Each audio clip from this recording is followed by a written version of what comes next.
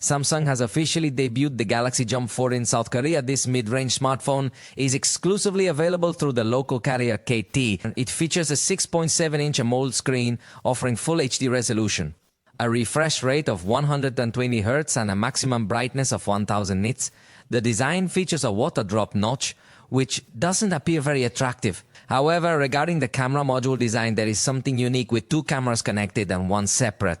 It presents a different design compared to what we usually observe in Galaxy devices nowadays. Regarding the camera section, the front camera boasts 13 megapixels. In the rear system, there's a triple configuration featuring a 12-megapixel main sensor, an ultra-wide-angle lens of 8 megapixels, and finally, a macro lens of 2 megapixels. It won't stand out or attract much attention, but it's a straightforward and adequate system. The battery capacity is 5000 mAh, and it supports 25-watt charging, similar to most Galaxy devices nowadays. When it comes to performance, it is powered by the Exynos 1380 processor, along with 6 GB of RAM and 128 GB of storage, which can be expanded up to 2 TB using a micro SD card.